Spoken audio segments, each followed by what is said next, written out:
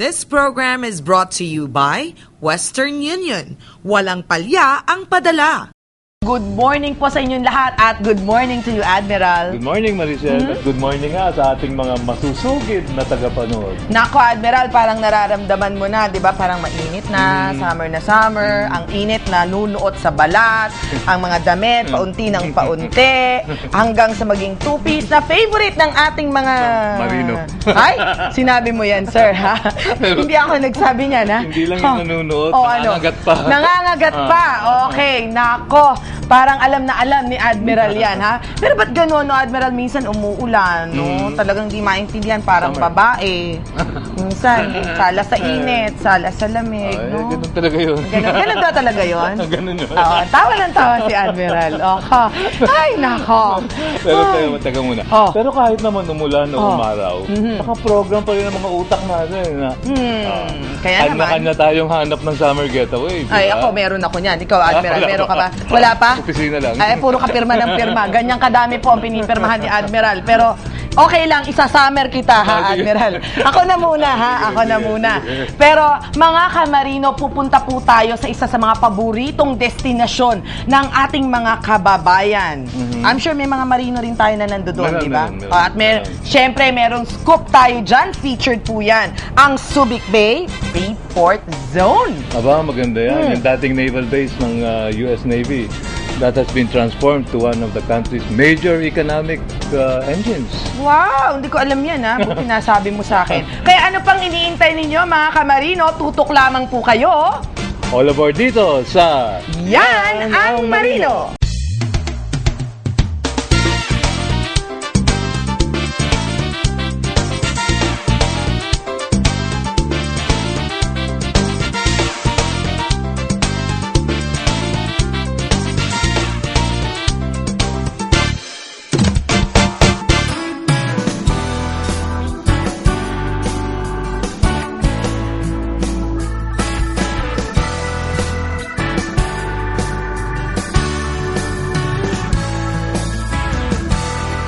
Kilalang-kilala po ang Subic Freeport dahil sa malaking transformation na naganap dito mula nang lumisan ang US Navy. Isa lamang po yan sa mga mahalagang yugto sa kasaysayan ng Subic Bay. Halina't alamin po natin na mas mabuti ang history ng Subic Freeport. Panoorin po natin to.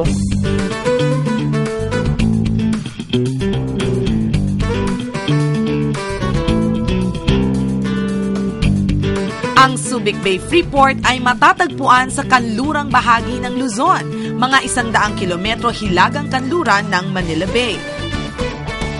Ang Subic Freeport ay nag-umpisa noong taong 1992 nung umalis ang US Navy dito sa Port of Subic or yung US Naval Base dito sa Subic.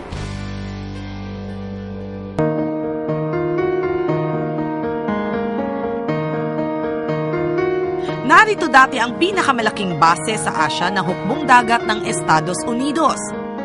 Before nung hawak pa ng US Navy itong buong Subic Port, hindi naman actually buo kasi may mga commercial shipyard naman na operating during that time kagaya ng Subic Shipyard. But mostly yung sakop ng US Naval Base before restricted talaga sa mga Pilipino, but not actually because dahil marami ring mga empleyado ng Pilipino, there are some restrictions na kung sino lang mga allowed na pumasok dito sa US Naval Base before, yun lang pwedeng pumasok.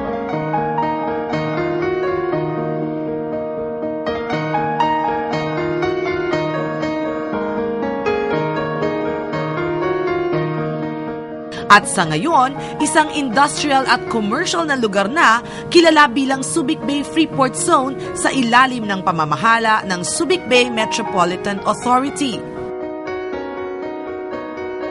Noong March 13, 1992, ipinasa ng Philippine Congress ang Republic Act 7227 na kilala bilang the Bases Conversion and Development Act of 1992. Si Senator Richard Gordon na dating mayor ng lungsod ng Olongapo ang kauna-unahang Subic Bay Metropolitan Authority o SBMA chairman. Kasama ang 8,000 volunteers, pinangalagaan at iningatan nila Senator Gordon ang 8 bilyong dolyar na pag-aari at pasilidad na naiwan ng US Navy. Sa kasalukuyan, ang Subic Bay Freeport ay hindi lamang dinadayo ng mga turista mula sa iba't ibang bansa, kundi mga mamumuhunan na naniniwala sa maayos na pamamalakad ng SBMA. Sa ngayon, we have 12 operational piers and wharves. Kagaya nitong Alaba Pier, which is about 1 kilometer long with a depth of 12 meters, na nakaka-accommodate yan ng at any one time mga 3 o 4 na vessel. Depende sa laki ng mga vessels. Yung mga vessels na dumarating dito o dumadaong dito sa atin, karamihan mga Pilipino pa rin yung mga crew. Pero yung mga Korean flag vessels at saka mga Chinese flag vessels, mostly mga Chinese din ang crew. But overall, mas marami pa rin yung mga Filipino crew na nagmaman doon sa mga foreign vessels na ito na dumarating. Kung mananatili ang magandang pamamalakad dito, hindi katakatakang maaabot ng ahensya ang vision nito sa 2030, ang Greater Subic Bay Area ay magiging isang first world-class eco-urban center sa Asia. Ang thrust ngayon ng Seaport or SBMA is to really enhance yung growth nitong port dahil nakita ng pamunuan ng SBMA na yung Subic Port ay is one of the biggest revenue earner dito sa SBMA. Merong executive order na that widens yung additional areas to be covered by the Freeport.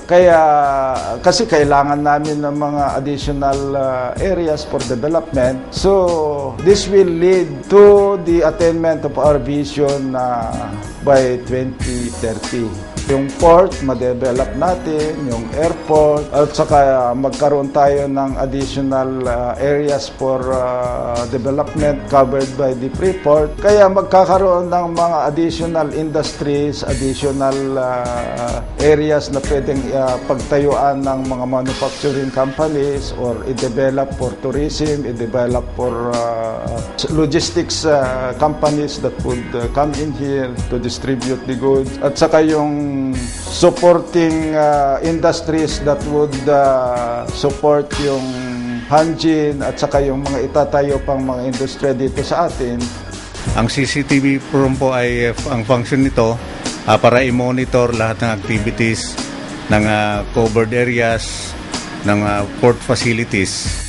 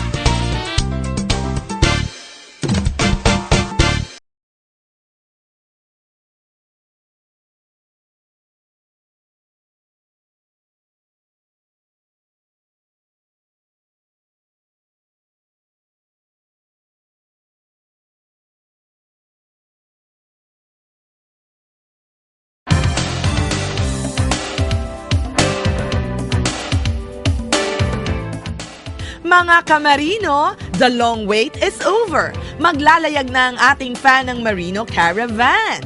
Siguradong marami kayong matututunan mula sa aming mga free seminars about personality development, health and wellness, marketing and networking, microfinancing, and more. At marami pa kaming sorpresang in store for you, kaya kita-kits mga kamarino! Nakita natin ang history ng Subic. Now it's time to see the places. tayo na't libutin ang Subic Bay Freeport Zone.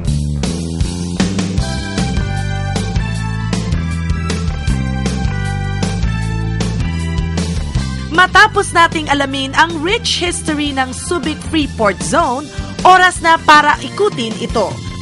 At ano pa nga ba ang best way kundi sumakay sa isang patrol boat?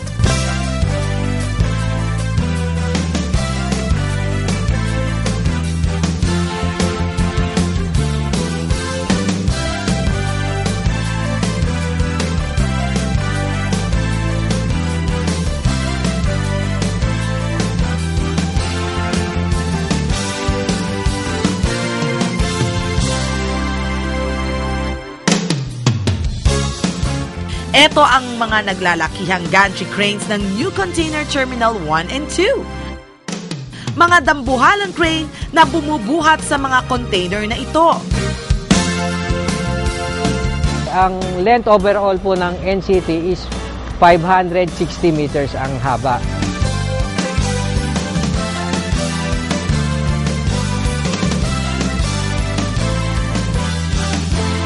Ang Hanjin, nagsimula po yan noong 2008, nagsimula na po silang maglabas ng mga bagong gawang barko. Sa kasalukuyan po, ang naiproduce na nilang barko is around 24 na barko. Yung Hanjin Shipyard is the fourth largest shipyard in the world right now. Ito'y nakakapag-generate ng maraming mga workers o trabahador, mostly mga welders, pipe fitters, painters. Right now, they have about 25,000 direct workers in their shipyards.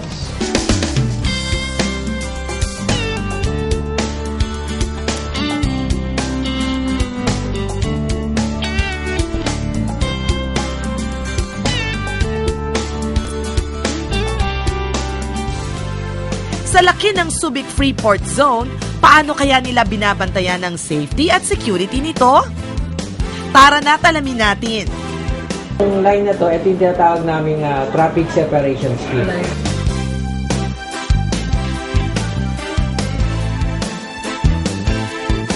Ito ko na ilalagay si Ivan.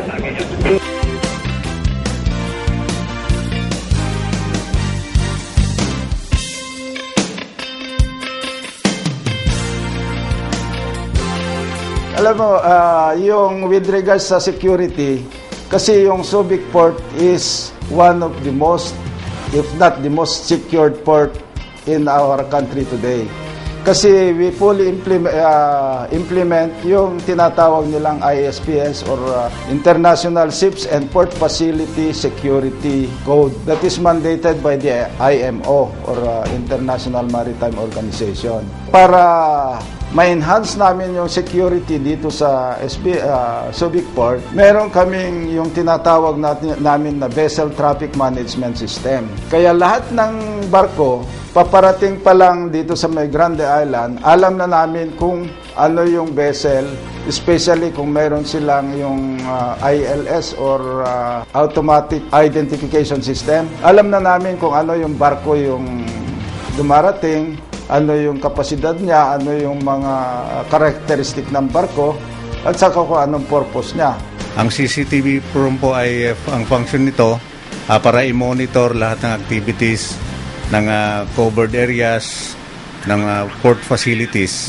So far po ang nag-function ngayon 77 cameras. Sa compliance po ng ISPS na required din ng OTS ng Philippine government. Detection of criminal activities within the secured areas. Secured areas including the port facility and the vessels that are berthed, yung nakadaong po sa mga pier natin. Monitor ito 24 hours, manned by 9 personnel. Rotation basis po yon. 24 hours in 3 shifts. 2 personnel for every shift in 3 shifts. 24/7 po ang operation.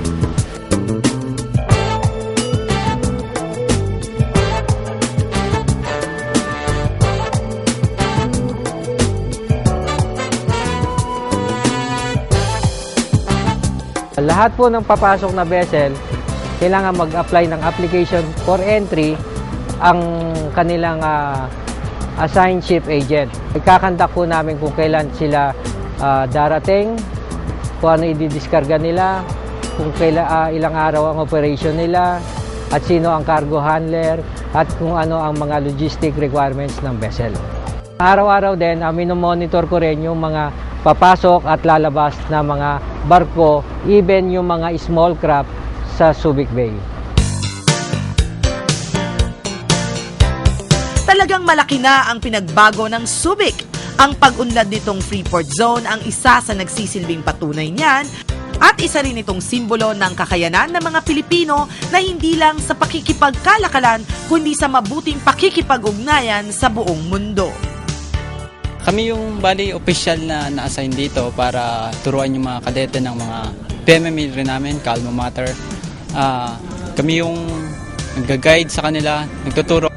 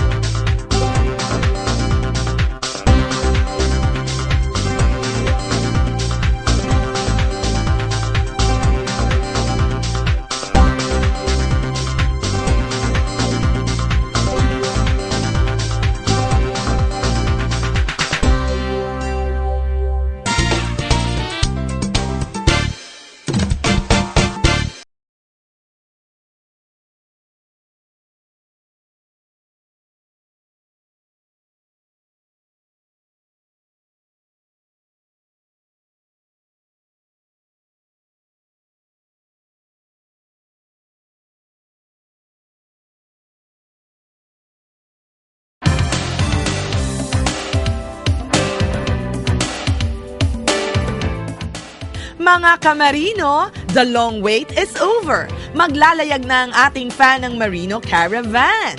Siguradong marami kayong matututunan mula sa aming mga free seminars about personality development, health and wellness, marketing and networking, microfinancing, and more. At marami pa kaming sorpresang in store for you, kaya kita-kits mga kamarino!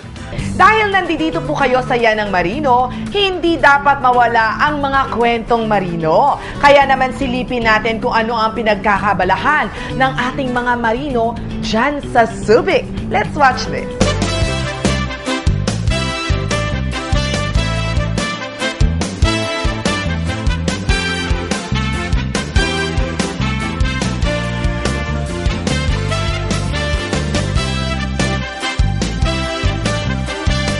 Sa ating paglilibot dito sa Subic, ilan sa ating mga marino ang aming nakasalamuha. Isa na dyan si Third Mate Floyd Di Mayakyak. Kami yung bali official na na-assign dito para turuan yung mga kadete ng mga PMM rin namin, Alma Mater. Kami yung nag-guide sa kanila, nagtuturo. Itong mga patrol boat namin, under siya ng Seaport. Bali, ginagamit namin siya more on patrolling para may taboy yung mga, alam niyo na, yung mga mangingisda na nasa loob ng fairway. Kasi bawal yun, kasi pagka gabi hindi na natin sila makita, madetect sa ARPA or maaaring masagasaan nila ng mga malalaking barko.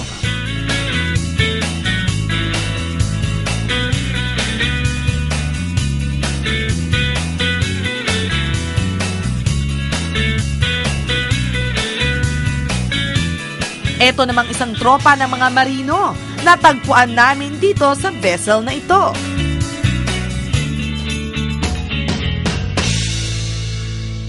Kenneth Espanta po, kadete, taga Iloilo City. Darwin Cornelio po, AB, taga Davao City. Enrico Carrion from Caloocan, kadete, and then cook nila. Vernon Lagumbay, deck trainee galing sa Balay-Balay Bukidnon.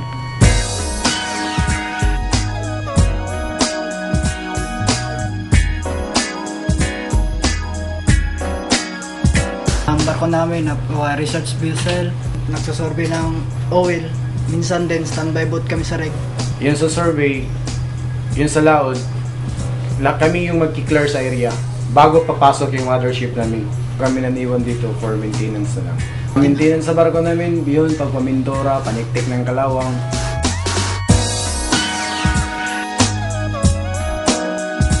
Dati din ako sa engine. Yun, kasi nang bumaba yung chief cook namin, nakit nila ako dito cook. Temporary cook.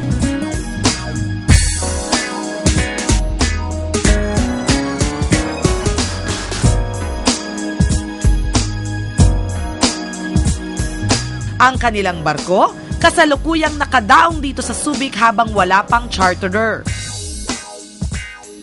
Mukhang relax na relax lang sila rito habang inaalagaan ang kanilang barko. Kapag nababagot, kailangan ring maglibang-libang. At tulad ng karaniwang marino, naho-homesick din sila. Minsan homesick. Family. Kaya tinitiis, hirap paghirap ng pera. Ayos Kailangan kumita. Kung wala ng trabaho, tulog, pahinga, tawag sa mga mahal sa buhay sa probinsya para pangamusta. Manood lang ng TV, tapos tawag sa darling. Yun lang. Simpleng magdaragat man kung titingnan, larawan pa rin sila ng mga marinong patuloy na nangangarap ng mas mataas para na rin sa kanilang mga mahal sa buhay. Masaya naman as of now kasi as of now, naghihintay lang rin ako ng tawag ng company para makasakay internationally. Sa lahat ng pamilya ko dyan sa Iloilo City, kamusta kayo dyan? Tsaka sa ate ko sa Santa Mesa, tsaka sa mahal ko dyan. Tsaka sa pamilya ko, sa mama at papa ko, kamusta kayo dyan? Okay lang ako dito. Ay sa mga kapatid ko, kamusta na kayo? Nay, kamusta ka na? Okay lang. Tsaka yung asawa ko. Ay sa lahat ng taga Bukidnon at saka sa pamilya ko. Ayos lang ako rito. Kung dumarami ang dumaong dito sa ating port, lalo ring nagkakaroon ng mas maraming shipping agent na nagkikater sa mga barko na ito, mga manning agencies dahil mostly mga Pilipino naman ang crew ng mga barko na ito. So this will enhance also yung manpower as well as yung commercial or yung mga shipping agents ay magkakaroon sila ng mas maraming barko, mas maraming trabaho. So ibig sabihin yan, mas marami rin silang mai-employ na mga kababayan natin. Yan ang marino! Yan ang marino!